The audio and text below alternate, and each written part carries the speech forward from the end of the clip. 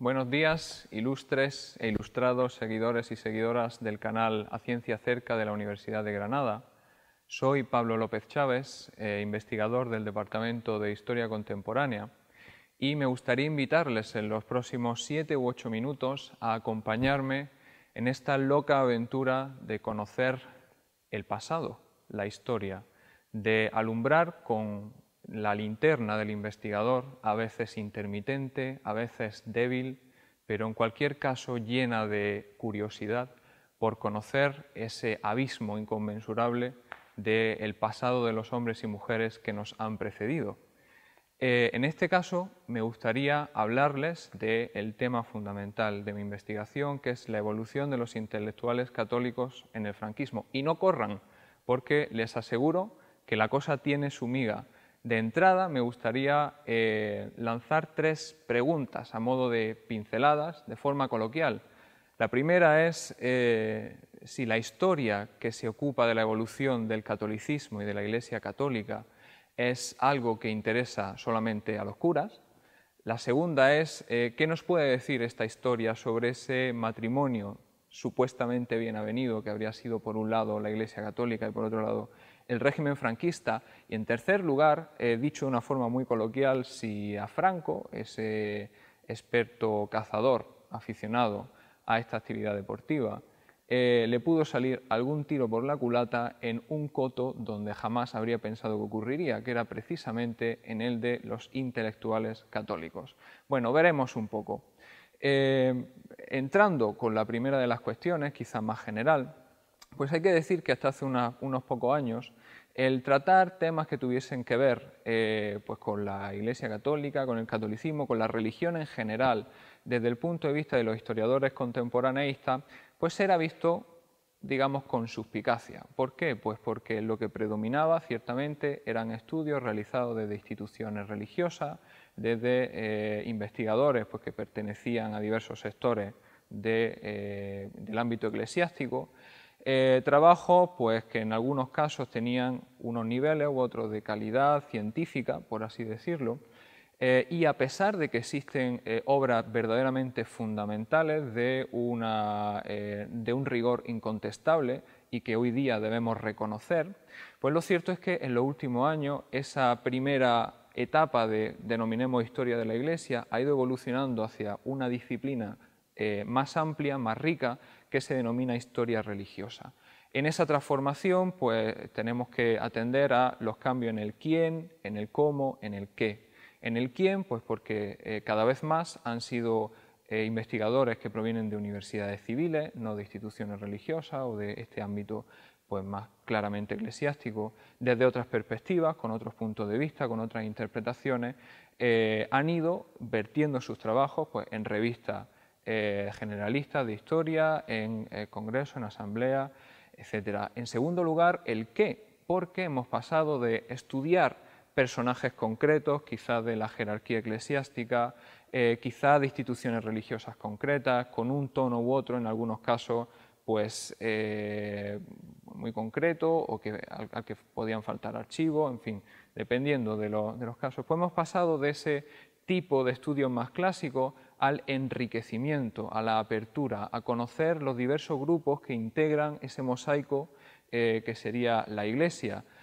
No solamente eso, sino que se han expandido los bordes. Ya no se habla solo de catolicismo, también se reconocen las otras minorías religiosas y el papel que la religión, también desde el punto de vista de la sociología, de las culturas políticas, etcétera, ha ido jugando en la configuración de la contemporaneidad española. Eso también tiene que ver con el cómo, con la incorporación de nuevas metodologías, pues, por ejemplo, con la incorporación de rutinas que tienen más que ver pues, con la demografía, con los estudios sociales,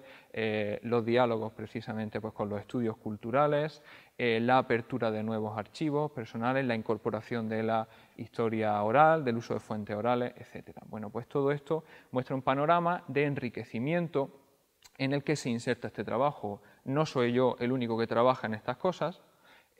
también lo serán pues un equipo de investigadores, por ejemplo el de Catolicismo y Secularización en la España del siglo XX, que puede verse aquí la referencia,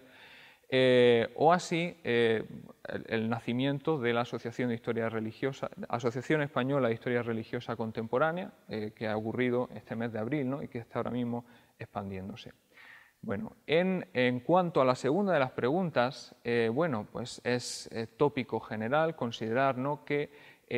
la Iglesia Católica y el régimen franquista fueron dos elementos que se apoyaron mutuamente. Es más, hay quien considera, hay interpretaciones que inciden que la Iglesia Católica no fue un apoyo más, sino un elemento constitutivo del régimen. Bien, sobre esto se pueden hacer muchas consideraciones, pero nos encontramos ciertamente con una cuestión, y es que si bien en los primeros años indudablemente la Iglesia sirvió de soporte ideológico y de legitimación, entre otras cosas, quitando los matices que se podrían hacer y las consideraciones que habrían de realizarse, también es cierto que en los últimos años del franquismo, al menos una parte incluso de la jerarquía se posiciona en contra, y conocemos bien el movimiento de base que hay, por ejemplo el obrerismo católico, por ejemplo comunidades de base, etcétera, que van manifestando unos discursos, unos posicionamientos que serán cada vez más críticamente abiertos, ¿no?, contra el régimen.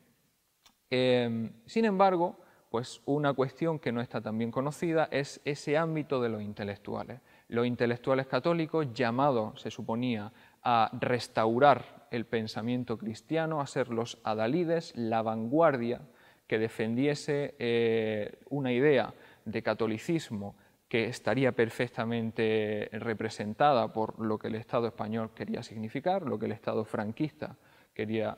significar. Bueno, pues fueron ciertamente promovidos, fueron apoyados por el régimen. Surgen toda una serie de iniciativas ya desde los primeros años que pretendían sortear la situación de aislamiento a la que el régimen español se ve sometido tras la Segunda Guerra Mundial, y en este caso yo me he dedicado a estudiar una de ellas, las Conversaciones Católicas Internacionales de San Sebastián, que tuvieron lugar en los años 40 y 50 y que son muy interesantes porque te permite ver cómo el régimen franquista ve en esto un posible escaparate hacia afuera, la oportunidad de atraer teólogos, filósofos, publicistas, periodistas, representantes de la democracia cristiana, políticos, etcétera, de fuera, que viniesen a España y que dijeran, oye, pues parece que aquí se puede discutir de cosas espinosas y que no hay tanta censura como parecía. Bueno, pues esa idea de generar un escaparate pudo salir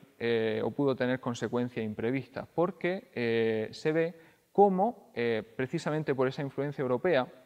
comienzan a entrar aire nuevo, se convierte, pasa de ser un escaparate a ser una ventana. Y es muy interesante ver cómo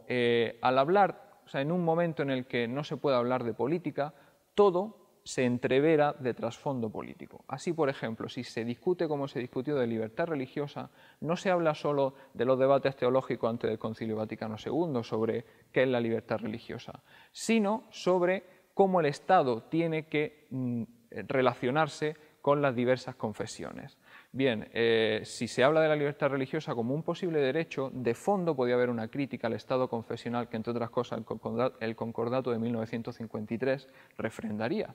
Si se habla, por ejemplo, de la obediencia de los católicos, bueno, parece un tema teológico que nos puede afectar poco, en principio, pero si esa obediencia no se trata solo de hablar de la autoridad eclesiástica, sino también de las políticas o de las civiles, y hasta qué punto es legítima la obediencia a una autoridad civil, bueno, pues empezamos a encontrarnos que no es importante solo lo que se dice, sino lo que se calla o lo que se dice entre líneas. En ese sentido, sí es posible argumentar que incluso en épocas tempranas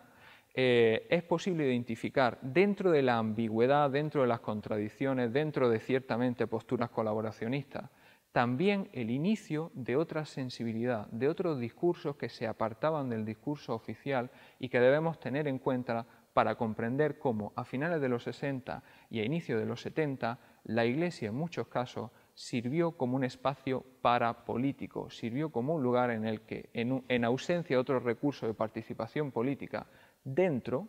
de esa libertad restringida se podían enunciar argumentos, se podían enunciar discursos, se podían abrir debates que contribuirían, entre otros muchos elementos, a la construcción de la democracia española. Bueno, esto que parece tener que ver con el pasado, y con esto voy cerrando,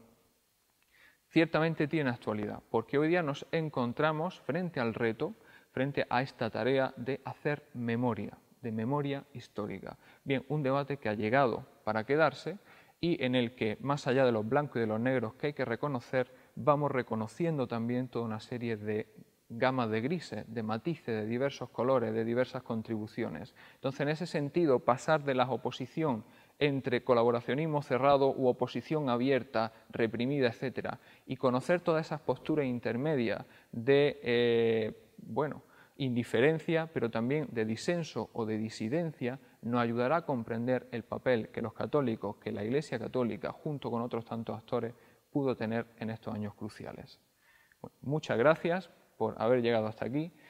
Si quieren ustedes seguir conociendo sobre estos temas, les invito a buscar en las diversas páginas web, en academia.edu, la página web del Grupo de Investigación Catolicismo y Secularización en la España del siglo XX.